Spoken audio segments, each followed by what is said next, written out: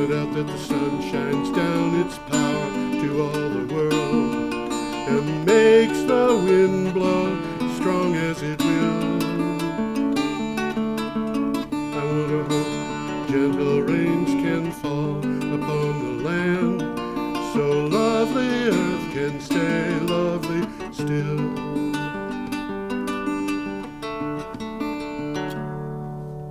Hello, ladies and gentlemen. This is Energy Week with George Harvey and the astonishing Tom Fennell.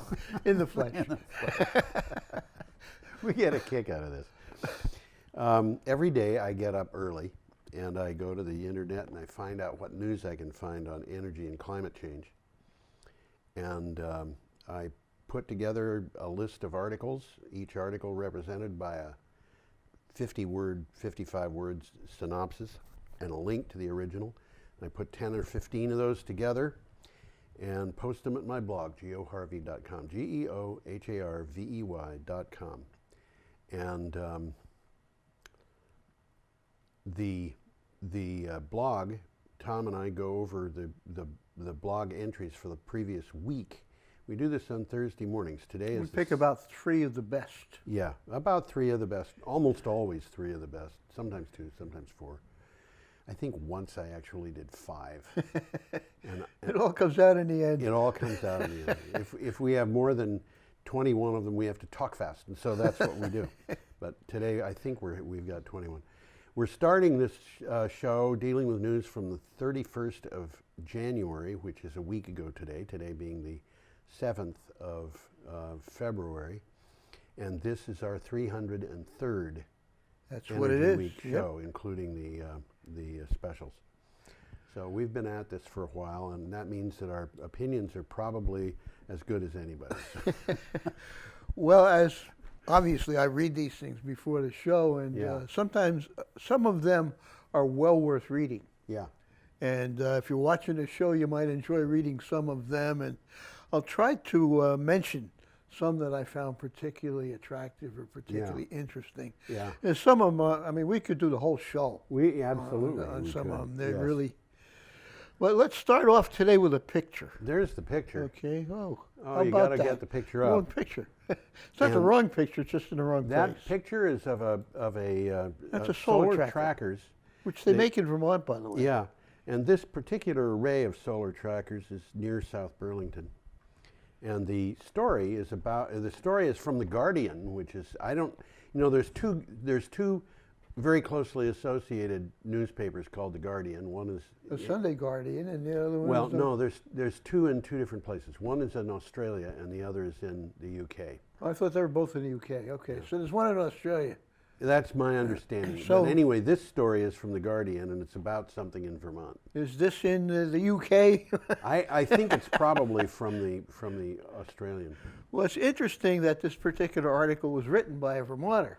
Yes. Bill McKibben. Yes. Okay, and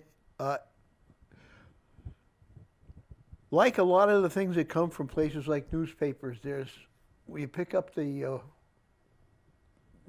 web page, there's a lot of other stuff on there. Yes. And there's a particular one that's worth seeing here. It's short. It's a little how would you say, a slideshow. Oh, okay. It's called America's Year of Extreme Weather and Eruptions in Pictures. Oh my gosh. And there's about 14 pictures there, and it's worth seeing. Yeah. Pull it up and see it. So, anyway, so you got a title on this one? Key to winning victories against big oil? Perseverance. Vermont's Middlebury College announced it was divesting its fossil fuel holdings. That might not seem so newsworthy, as Middlebury is just one of many divesting colleges, but it is the first to reverse course. 6 years ago, the college flatly rejected divestment. Now, this Middlebury College is kind of the home to Bill McKibben. Yeah, McKibben teaches there. Yeah, he's a professor there.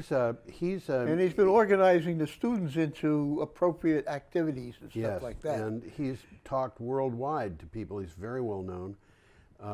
Middlebury was where 350.org was founded. Well, he's the founder.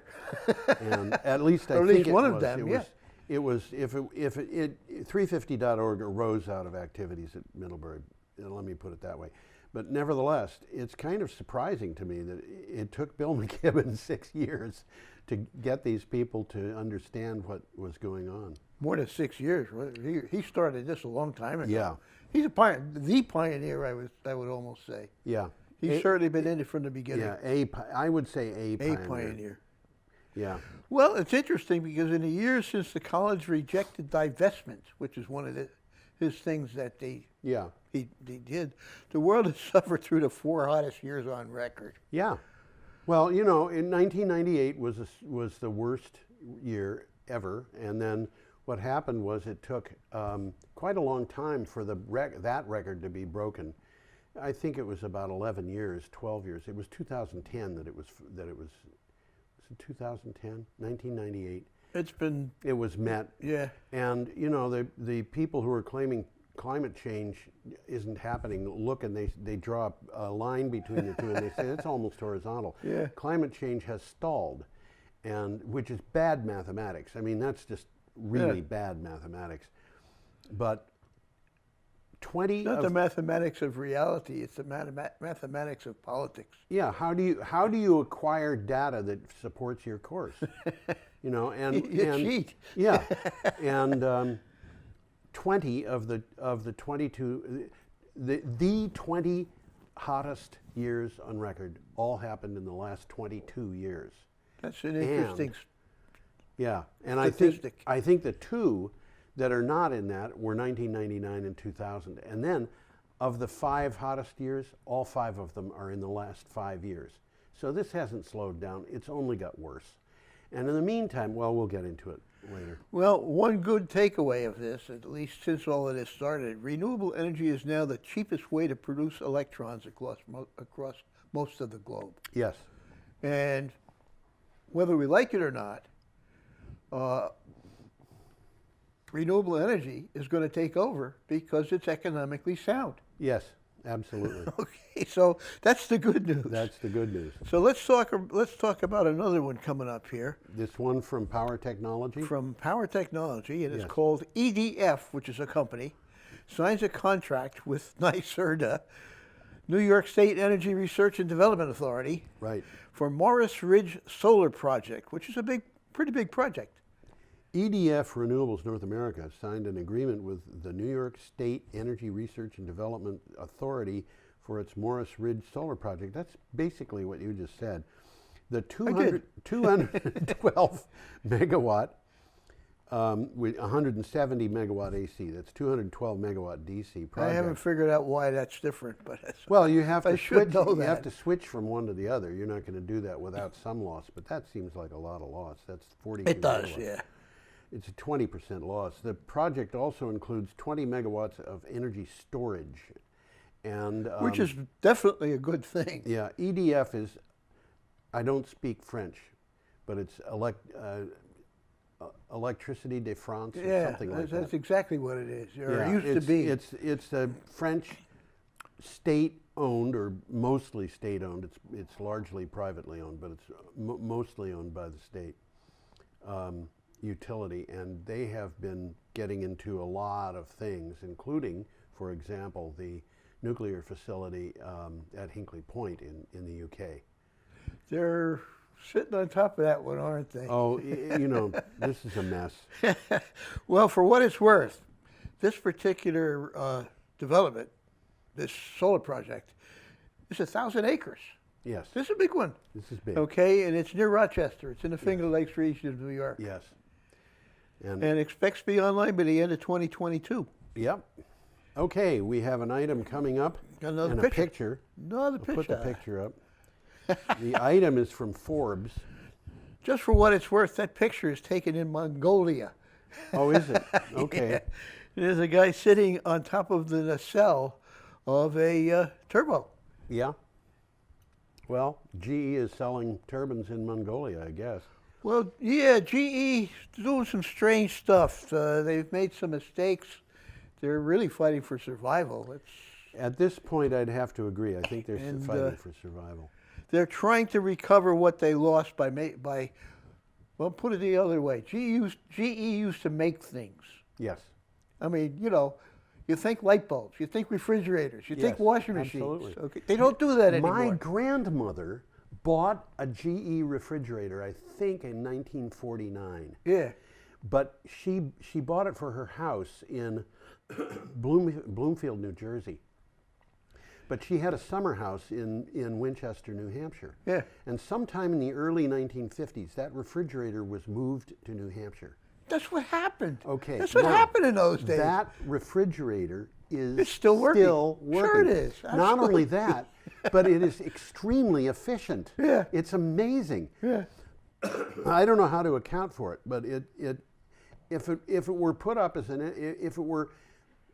if that refrigerator were given to the people who do certification for Energy efficiency? energy efficiency, I think They they'd still pass. I think it would pass. You know, it uses something like a third of a kilowatt hour a day, which is, you know, here's this little thing. It costs About a dime, huh? less than that. Yeah. Yeah.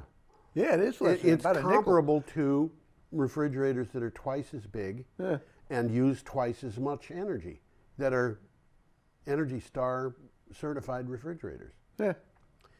Okay. Well, I bet you there's still quite a few of those old refrigerators with the coils on top still working somewhere in somebody's summer home. I wouldn't be surprised, but I will say one thing for sure, and that is anybody who's got an old refrigerator, it's Keep it. probably an energy monster. You're probably better off getting rid of it. No, don't keep it. Test it before you get rid of it, though. Test it, because yeah. Well, okay. we didn't read that one, did we? No, we didn't. What's the title? GE created the energy industry. Now it's cementing a place in its future. GE is rebuilding its clean energy business by combining its renewables, energy storage, and grid infrastructure units. The reorganization that it's pursuing makes so much sense that one of the few questions the announcement raises is, why did it take so long? Now, this was in Forbes, so it's... Well, there's a takeaway here from the article. GE likes to boast that it, quote, created the energy industry. Yes. Which it kind of did. Kind of. This move could help ensure that the creator, in this case is calling about GE, Yep. is not squeezed out during a phase of rapid evolution. I find it interesting that what they're doing to survive is That's what they're doing. It's survival. Yeah, but they're switching to new technologies. They're switching away from the old technologies. Well, as I've said before, they've made some bad decisions. Yeah. And now they're trying to overcome that. Yeah. Okay, we are up to Friday, February 1st, and I should mention, because I forgot to mention when we started, if you go to the blog, geoharvey.com, you can get to the articles that we're reading by clicking on the date on the calendar, which is on the kind of upper left of the screen. And this So we is mention that Friday. every time I always mention that so that people don't have to go scrolling back through, 20 articles a day. If it's a week old, it's 140 articles they have to scroll through. Well, this is a very interesting article. Yeah. It's called Powering the World's Largest Telescope. Yep. And it's a radio telescope. Yes. It's a very, very large radio Very large radio telescope. When I've always been interested in astronomy, and I have somewhere among all my books, or at least had at one time, because it might have fallen apart, it was not in good shape, a book on radio astronomy that people could do with home units. That's cool. Yeah, but this particular book was written in the 1950s. It has evolved since then. Things have changed. And it talks about the early radio telescopes as being devices that could tell whether something was above or below the horizon. Anyway, the square kilometer arrays thousands of dishes and million antennas in the deserts of Australia and Africa. That'll tell you about how big it is. Part of it's in Australia, part They don't of it's all in have Africa. to be together. They don't have to be together. Will revolutionize radio astronomy as long as they can be supplied with electricity. Renewable resources offer a way to provide that power inexpensively. Well, this square kilometer array is headquartered in Western Australia. Yeah. In an area about the size of the Netherlands. Yes. With a population of 110. It also has 36 dishes. Let me guess, it's desert area. Oh, I think it is. 36 dishes form the world's fastest survey radio telescope. Now they're going to tie those those Australian dishes in with a bunch of them in Africa to form the square kilometer array, which will be the world's largest telescope. Yeah, the one thing to mention here is that telescopes, the problem of resolution diminishes as a telescope gets bigger. Yeah. And what they're doing is they're making a telescope, in essence, they're making a telescope that's several thousand miles across. So it's a big telescope. It's some pretty good resolution. Yeah, it is. Okay. Well, we got a picture coming up We here. do indeed, and this will explain something that people have been talking about. We'll leave it up there for a second. Yeah, let's do that. Explain what's going on. This particular article is from Clean Technica. If the Earth is warming, why is it so cold in Chicago? What can Duh. I say? The record cold temperatures have prompted the alleged leader of the free world to tweet, "America could use some good old-fashioned global warming." The thing that Donald is incapable of comprehending is that weather and climate are two separate and distinct things. Obviously, the writer of this article is not entirely happy with the President of the United States. I would say, well, join the club. If you look at that, put the picture back up. up.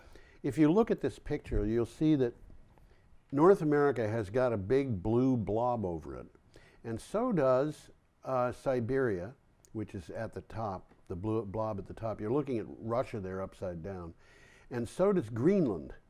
And kind of 2/3 of the way up the globe, in the middle, you can see kind of a swirl, which I think is the next polar vortex forming.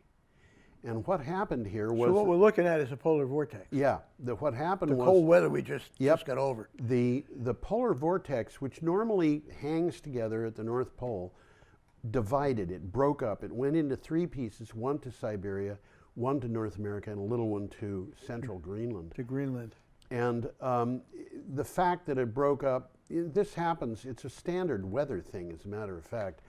But the reason why it broke up is, scientists are speculating, is because, and this happens to be true, the North Pole is not as cold as normal. Right. So the weather we ice were is getting, melting. The ice is melting. You know, we've got a... So it's changing the jet stream. Yeah, it's changing the jet stream, and basically what this means is that the really cold weather that we have experienced may have been a result of climate change, global warming. Well, the same thing happened last year, except the cold weather hit Europe. That's right. France and Portugal were freezing. We were having relatively warm winter. That's right. Yeah, and if you look here, you'll see that Europe, which is in the upper right, the only cold part of Europe is northern Norway. Which is always cold anyhow. Yeah. Well, I don't think I'd want to sleep outdoors up there without some pretty heavy bedding. Okay. Alrighty then. We have an item from the News Lens International. Let me get you up, us up there, Let's whatever. Get that picture out of there. Taiwan's government affirms commitment to abolish nuclear by 2025. That's coming up quick. It is. Taiwan will maintain its goal of abolishing nuclear power by May of 2025, despite a vote in last November's referendum, which required the removal of an article of legislation calling for all 6 nuclear reactors on the island to be shuttered.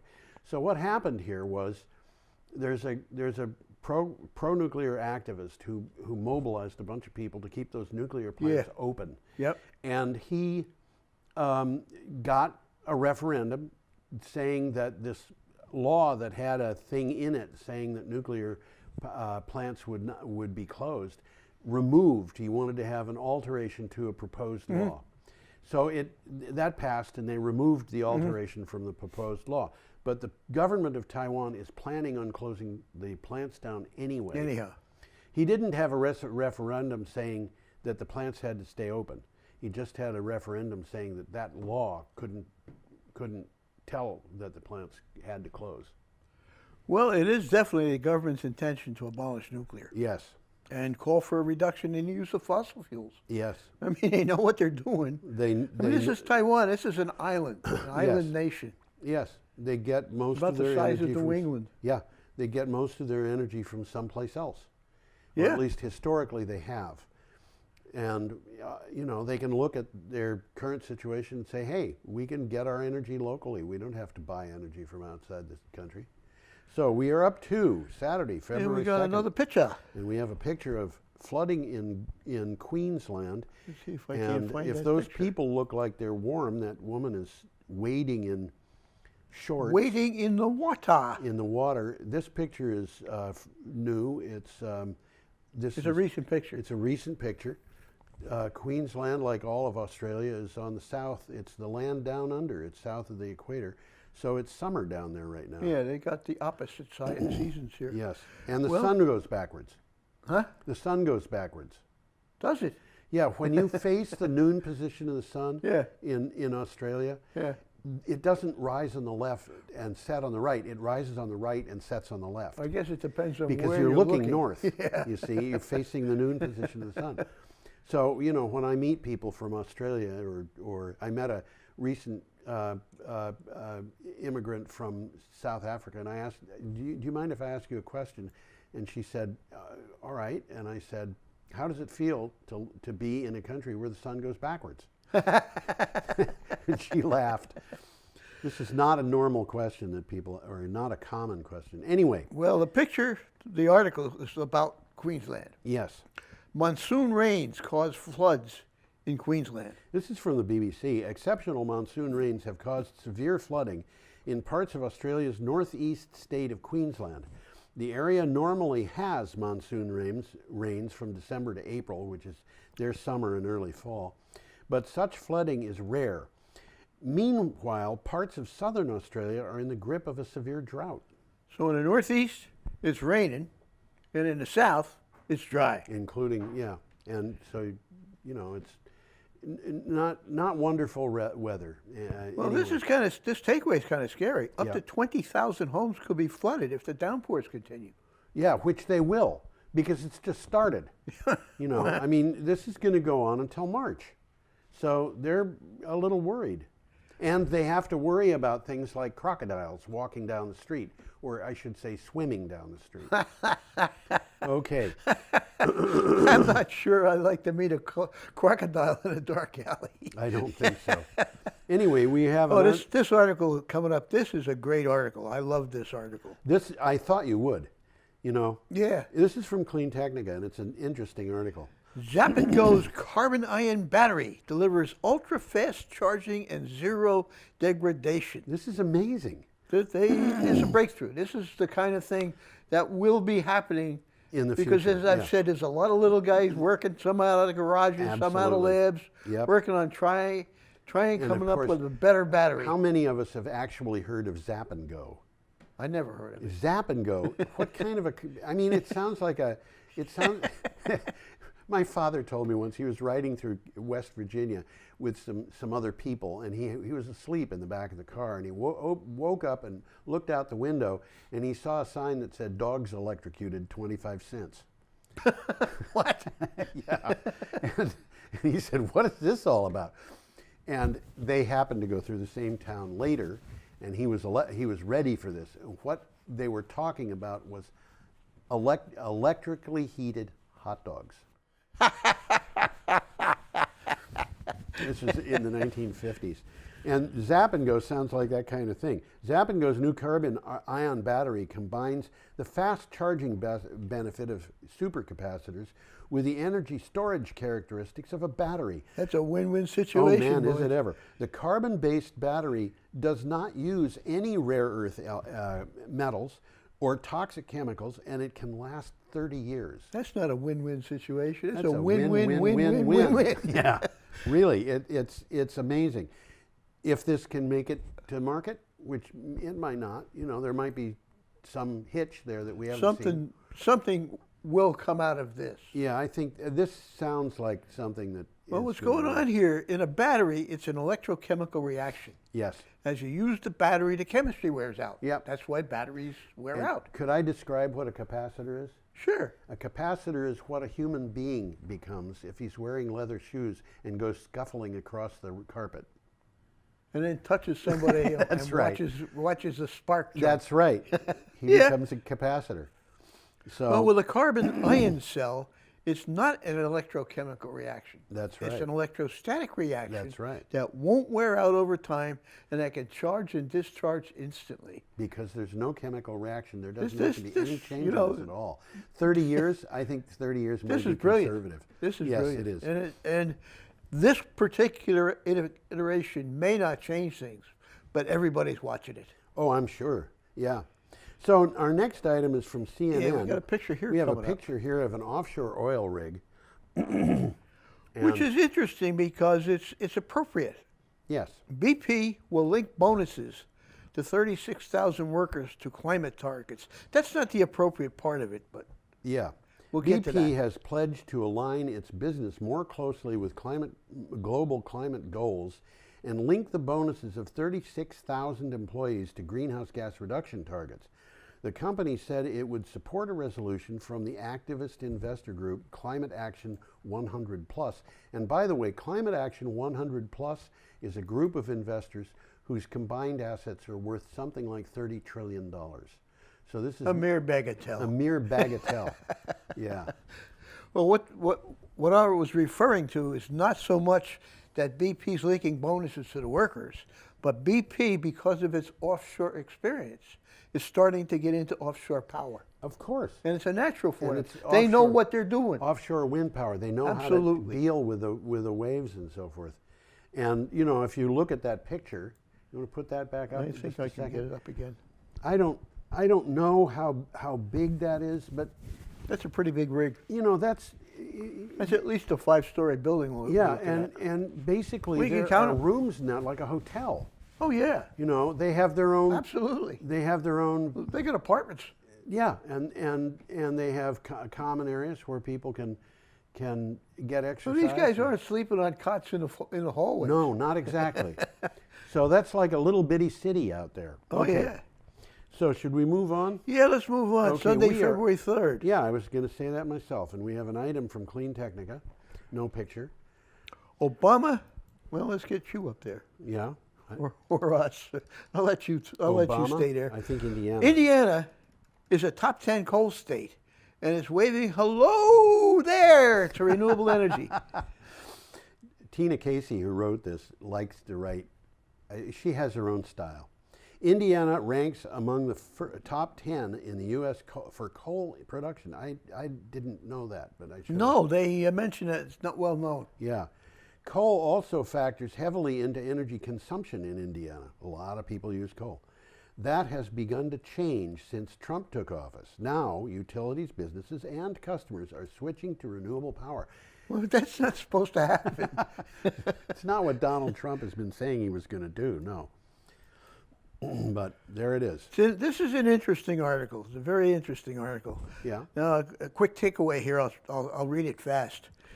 Trump powered his way through the 2016 election with a promise to bring back coal jobs. Yep. Now, barely 2 years after Trump first took office, it looks like Indiana is setting itself up to part ways with coal power forever. Yeah. By 2017, coal's share of electricity generation was down to about 70%, mainly due to growth in natural gas. Now, renewable energy is also beginning to make a strong showing.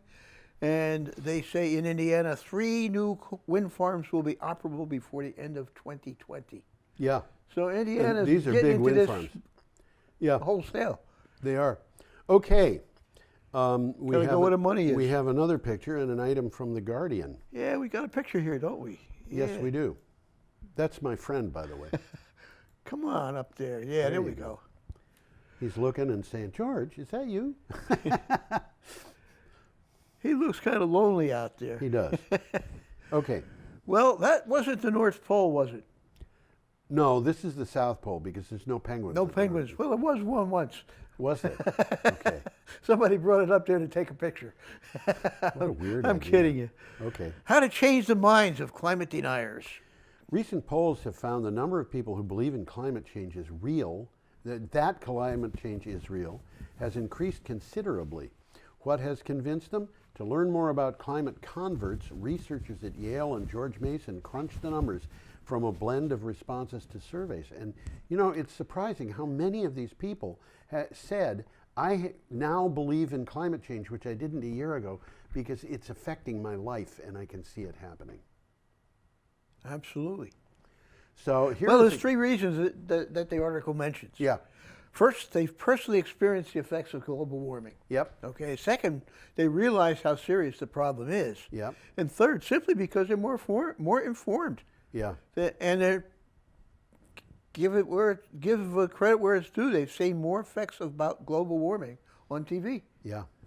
That penguin, by the way, is bring him up again. Penguins are in trouble, or at least a lot of them are, because he doesn't look happy. No, they have to walk miles and miles and miles away from the shoreline to lay their eggs, because they want to raise their chicks in places where there won't be predators. Okay. And the shorelines are changing. So they're finding it harder and harder to get into a situation where they can raise those chicks and then get them back to the ocean. The distance back to the ocean, for example, might all of a sudden double because some ice flow has gotten in the way that drifted in from someplace else, because the continent is changing. So let's move along. Okay, we have an item from the Rio Grande Sun. Opposition to Tri-State brews among electric cooperatives. We've talked about Tri-State a bunch in the past. Well, we'll talk, just bring it up to date what's going on here. Back in the days of the 30s, there wasn't a lot of electricity in western U.S. Yeah. And the reason for it was there's no money in it. Yeah. Okay, so nobody was investing. Yeah. So you got all of these states out there, Colorado being one of them, where they didn't have the infrastructure to deliver power other than in the towns, in the cities. In the cities. So they gathered together to form co-ops. Right. And the co-ops in turn gathered together to form a distribution co-op. Right. And that's what Tri-State is. It's a co-op of co-ops, and it's like, it's a power company. And Tri-State is heavily dependent on fossil fuel energy. Well, that's what this article is all about. Yeah. In a first-of-its-kind meeting, over 50 members, owner members, trustees, and activists from New Mexico and Colorado, rural electric cooperatives, discussed renewable energy and their co-op's working relationship with Tri-State Generation and Transmission Association. Now, Kit Carson was something that we talked about months ago. Kit Carson You Electric. mean a town? No. The electric co-op. Yeah, okay. Kit Well, Carson, it was named after because they were one of the co-ops that was in the Tri-State co-op. Yeah. And they bought their position out. They bought it. That's mentioned in this article. And these other ones, there's I think 48 co-ops in Tri-State, and a lot of them are really upset because they're telling Tri-State their customers want renewable power. They want cheaper power. They don't want to be buying coal power. And Tri-State heavily invested in coal over the years. Yeah. Which probably at the time made sense. Might have. Doesn't anymore.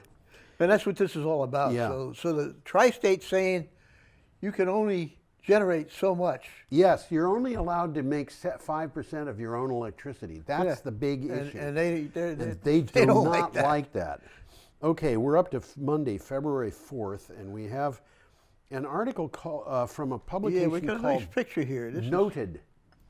You know, if looking at that, I would almost have thought that was in Holland or someplace like that, or Norway. Maybe. Yeah, does not look like possibly Scotland, but it's in the Orkneys, which are islands north of Scotland. Right off the top of Scotland. Right. Is called John O'Groats. That's the end of the end of land. Yeah. And you can see Orkney from John O'Groats. Okay. It's not as far as the Shetlands.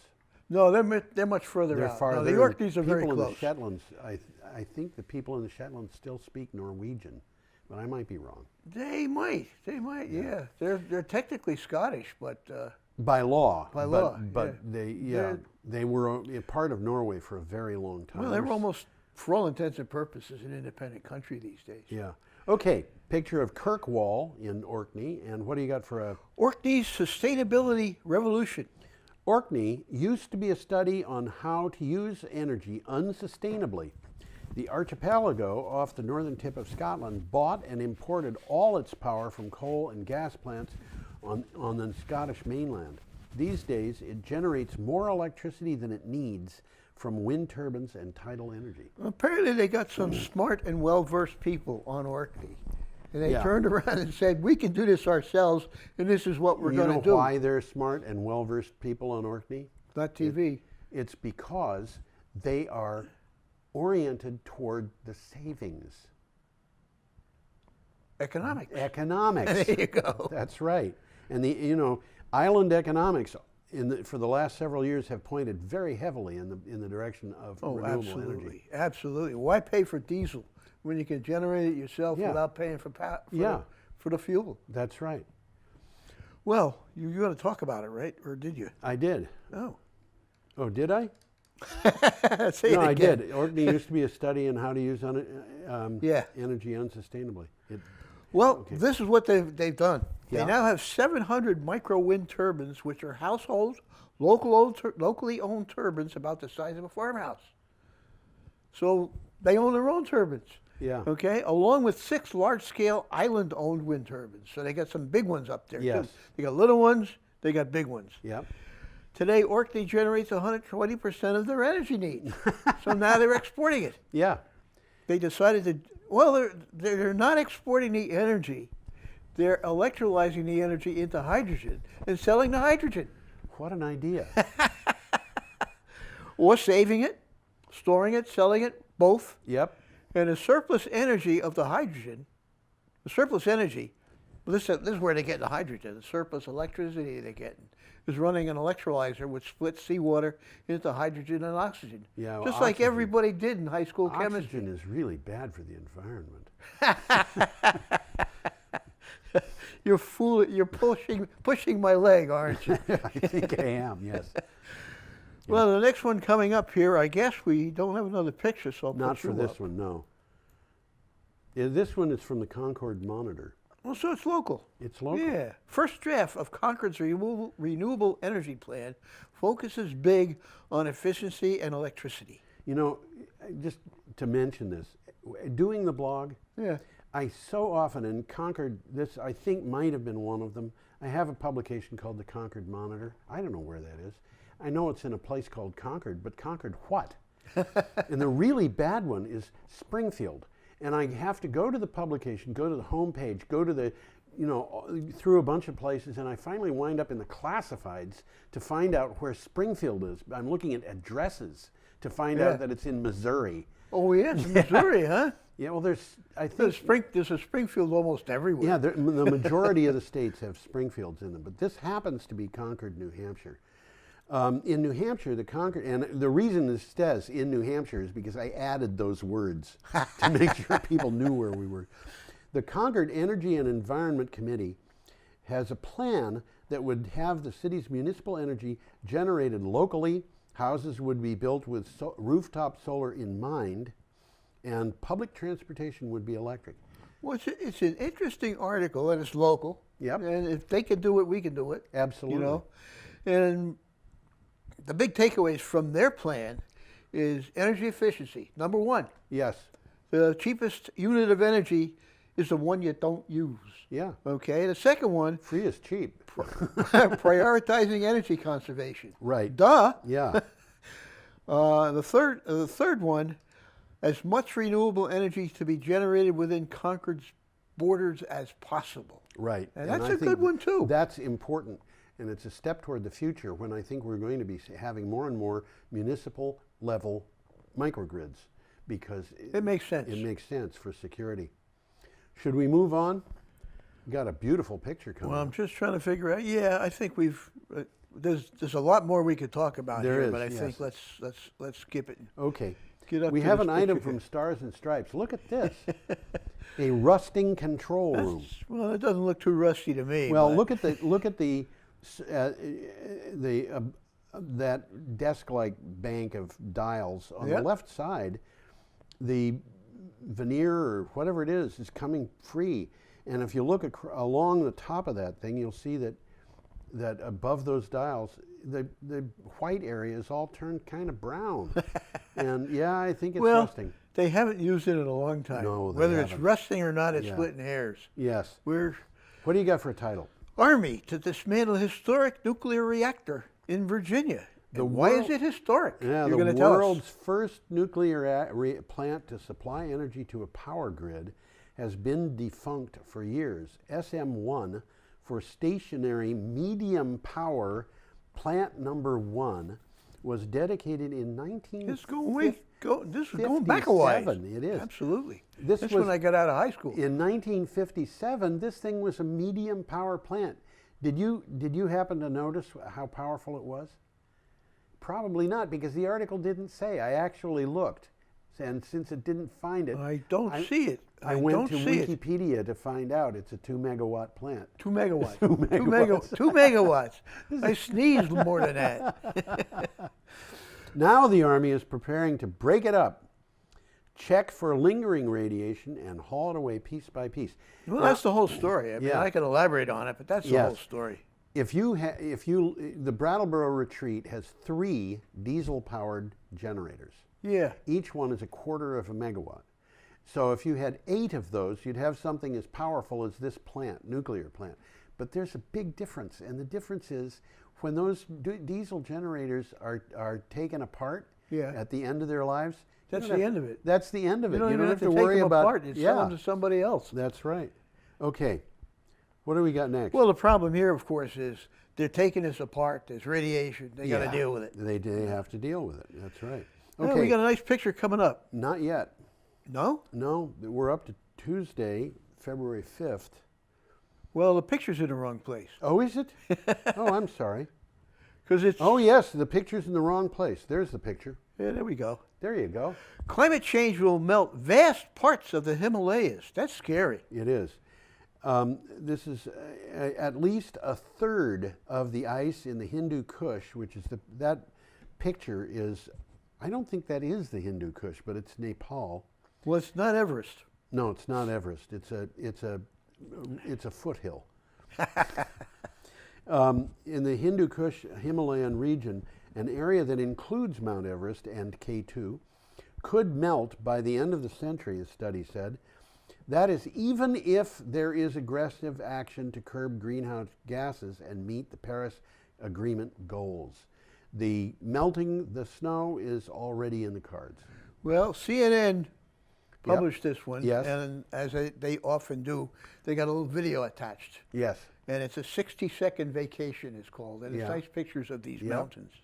Now, I've been to Nepal. Yeah. Okay, I stayed. This is interesting. I stayed at the Everest View Motel, which was nowhere near a road. You had to take an airplane to get there. Oh no!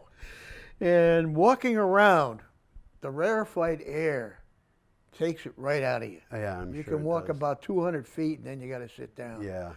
But I was up there, and I saw this bird, and it wasn't a peacock. It was one of the most magnificent birds I ever saw. And I didn't know what it was. About the size of a chicken. Yeah. It had every colored rainbow in it. And I found out it was the state bird of Himalaya. Of Nepal? Of Nepal, yeah. It's called a monal. Okay. And a beautiful bird.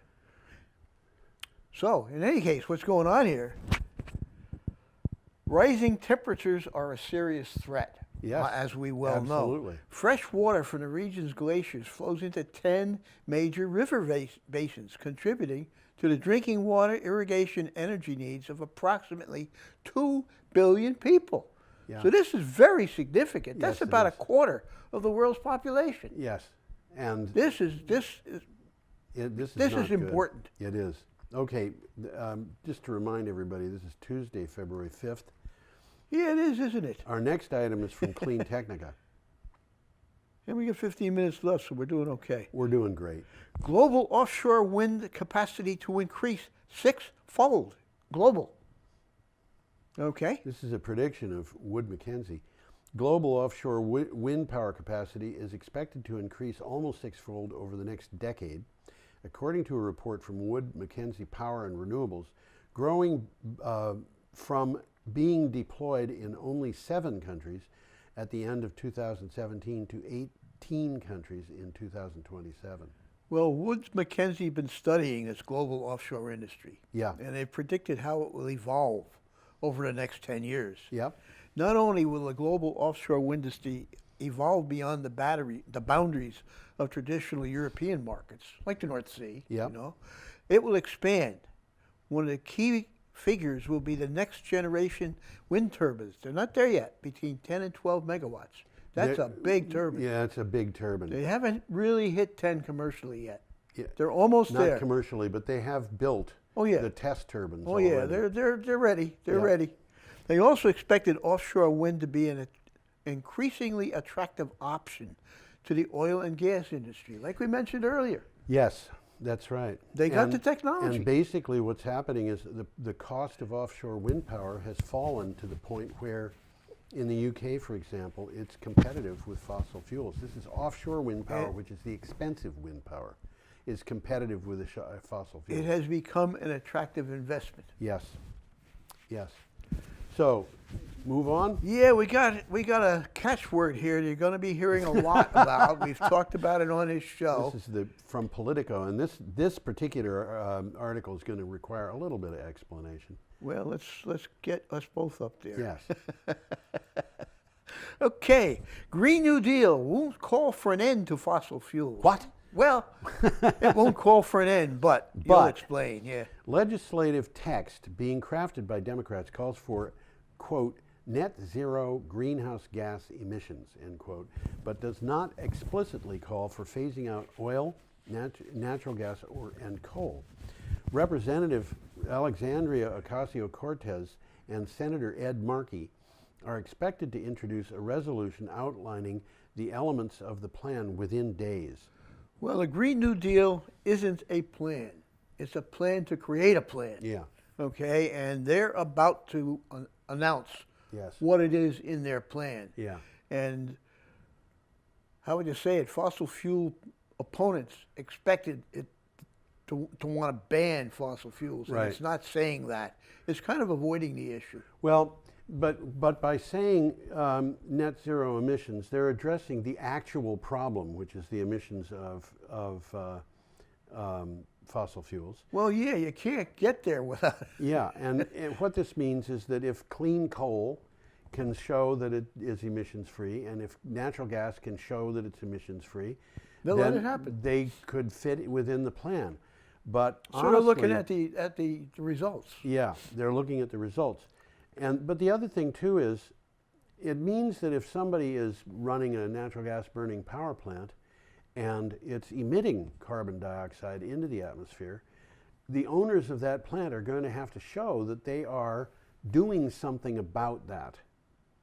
Yeah. And if they're planting mangrove forests off on the coast of West Africa to green the Sahara Desert, I would imagine that would fit as a thing that says, yeah, we're emitting it here, but we're absorbing it there.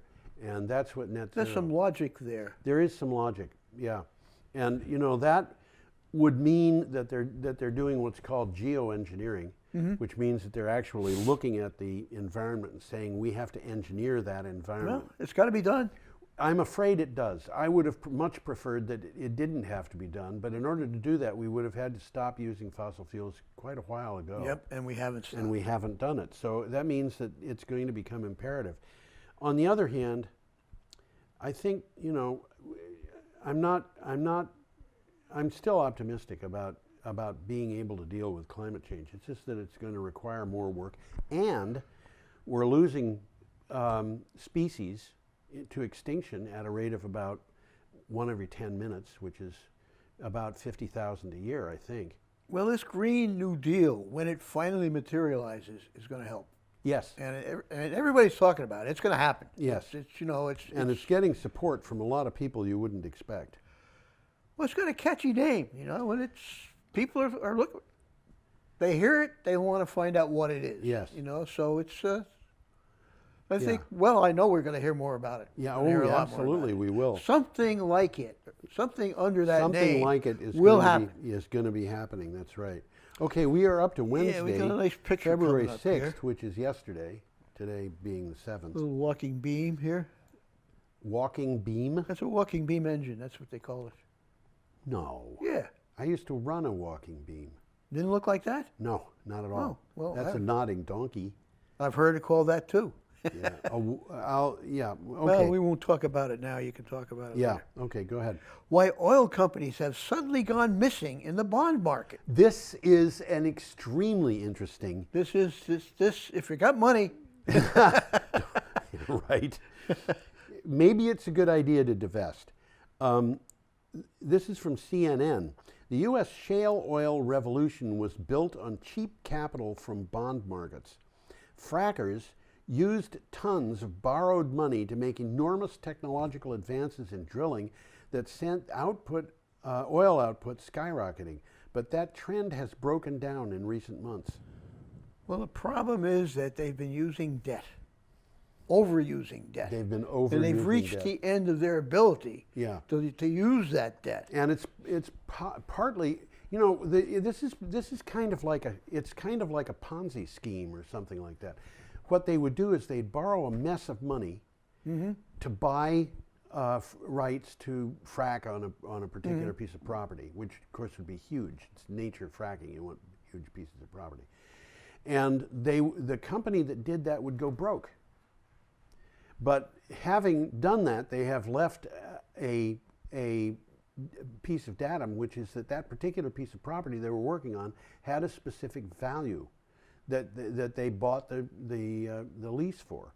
So another company would come along and they'd say, we can get this lease at a fire sale price. Let's borrow some money. And they go to the investors and say, let's loan us some money and we'll get this. I mean, these people got this lease for $100 million, but we can get it for $10 million. So a bond is just a loan. A bond is a loan. And so what was happening was a company would bond itself and then go broke. The managers of the company walk away with bonuses and big pay, but you know, that's what happens. So they're defaulting on the bond. They're defaulting on the bond. The next company that comes along maybe even hires the same managers and maybe was Pays created. them a bonus. Yeah. And they pick up where the old one left off, issuing new bonds. Well, about a year ago, or a year and a half ago, people in the bond market really kind of started noticing that these bonds were defaulting. And we talked about that a couple of times, Yeah.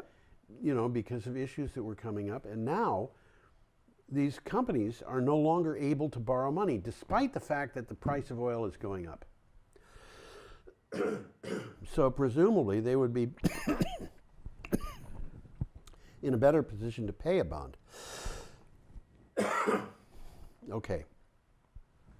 Pump jack photo. Okay. Pump jack photo. Yep. Okay, so I've lost my I lost my place here. Okay, our next one is 10 mind-numbing figures. Yeah, let's And put it's Motley up Fool here. has provided us. Oh, the fool. Okay, yeah, this is an interesting one. 10 mind-numbing figures that define PG&E, Pacific Gas and Electric's bankruptcy, which we've mentioned here already. Yeah, we have. The Pacific Gas and Electric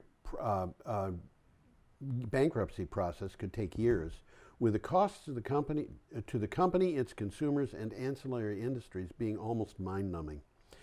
It could cost up to $150 billion for PG&E just to comply with court orders.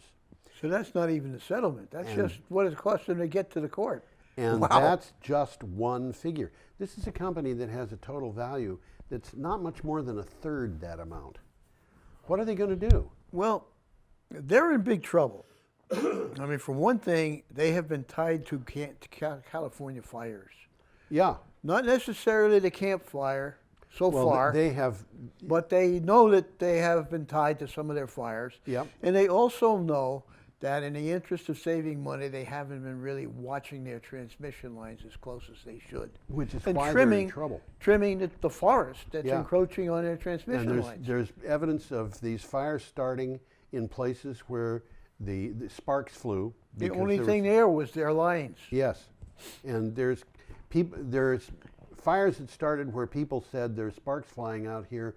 You should do something about it, and the fire started there, and then it goes to a place like Paradise, California, burns down an entire city. Wow. And I don't know what percentage of all of that is their fault, because global warming is pushing this. And So we really don't know, and we won't know until it goes to court, and well, everybody finds out. It would be fair, I think, for them to say, look, yeah, we will acknowledge that we have some liability here, but so do Peabody Energy and Chevron and ExxonMobil, and just go down the list of these energy companies that have been lying. We know they've been lying about climate change, and climate change is pushing this. So they could say, well, we believe we're responsible for 1/10 of these costs, but the real big thing is, and of course this is something that is going to take years. It's going to take years to resolve. I'm just speculating. If they can resolve it. Yeah, they might not. PG&E is probably going to go out of business. Well, I don't know what it's going to do, but it's going to leave a large hole in the California business, energy business. And well, they're already talking about making it a public company. Yeah. Public power. It may be the solution. Yeah. Well, the Motley Fool's last words in this article, I will quote, "What a mess." Yeah, right. It's a mess. There's no question about it. Well, let's move a little closer to home. Our last item here. for today is from Renews. We got a picture here. We do. Let me put the picture up. That looks familiar. It should look familiar. We've seen it before. That's Block Island. We have seen so many pictures of this Block Island wind project. Well, there's five turbines in Block Island, but we're only seeing 4 in the picture. I think this is taken from the base of the. That's what I concluded too. Fourth That's turbine. Exactly what's going on here. And I think. And you can see there's people on 2 of those turbines right now. Yeah, and I think that this was taken. There's a deck that you can see in the nearest one. And I think this was taken on the ladder going to the deck. I might be mistaken, but that's my sense. That could be something like that. Yep. Vineyard passes muster with Massachusetts. The 80 megawatt Vineyard wind offshore wind farm. Which is not this one. It's not this one, no, this is Block Island. Block Island is the only wind farm, offshore wind farm we have in the United States. Right now that's working. That's 80% of its turbines in that picture. Off the U.S. East Coast has passed the Massachusetts Environmental Policy Act review process, enabling it to proceed with state, regional, and local permitting. The review process allowed the company to hear concerns of the stakeholders, and they were interested in hearing put the picture back up what here. The stakeholders were saying, and saying, what are you going to do about protecting whales and birds? They're and things talking about some things have to be talked about. Now, today, by the way, bringing us up to date. in the news, there was one article that I found that was not very well worded, but it said that there was a problem with this wind farm at the level of FERC, the Federal Energy Regulatory Commission, which, as you know, is... they got a lot of clout. They have a lot of clout, and they are dominated by appointees of Donald Trump. Uh-oh. So I don't know where this is going to go, but it will be interesting because the Trump administration, as much as Donald Trump has been opposed to offshore wind farms if they're visible from property that he owns, his administration has been favorable toward offshore wind farms elsewhere. That's interesting. Yes. Well, for what it's worth, what you're looking at, and I'm going to bring your picture up again. Yeah. Block Island's 30 megawatts. Yes. Okay. Vineyard is talking about 800 megawatts. Yeah. So it's 25 times or so the size of this. Yeah. It's going to be in federal waters south of Martha's Vineyard. Right. Be about 40 miles from this. Yep. Okay. And it's probably not going to be visible to anybody most of the time. I don't think you'll be able to, you may be able to see it from parts of Martha's Vineyard, but you won't be able to see it from anywhere else. And it'll be very, very far in the distance. And it will be very far in the distance. Yep. Okay. Well, why don't you bring us both up, Tom, and we'll say goodbye. That was the last article, wasn't it? That was the last article. Well, got to bring us both up. We have to bring us both Here up. we go. We have that sign that says, have a perfectly lovely week. And do so. Do so and come back.